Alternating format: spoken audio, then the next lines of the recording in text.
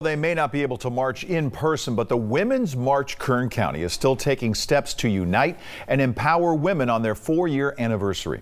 23 ABC's Kristin Vartan spoke to organizers and speakers about their just active online format this year.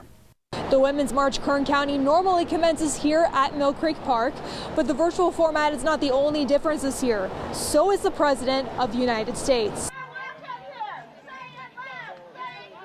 This is what the Women's March has looked like since its existence.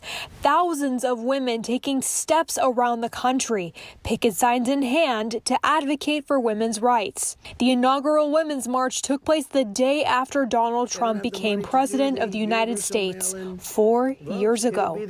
In 2021, a new president is in the White House, but the march continues this weekend. Here in Kern County, the march is happening virtually.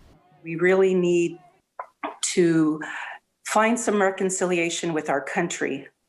And I really think that the panel of women that we have put together will perhaps provide that type of empathy and courage that we will need as we move forward and find our right position. And while they cannot march together in person, Women's March Kern County guest speaker Raji Brar says their message will not get lost in translation. Well, it takes a lot of courage to have empathy for others. And I think this is a great space to have those dialogues. How do we now come up with solutions? I think everyone's already done a job of explaining what's right and what's wrong. We've been back and forth for so long now. Not only will there be a panel of speakers and musical performances, but a time for discussion. Fellow organizer and local performer Crimson Sky says she is especially excited because America now has a diverse female vice president.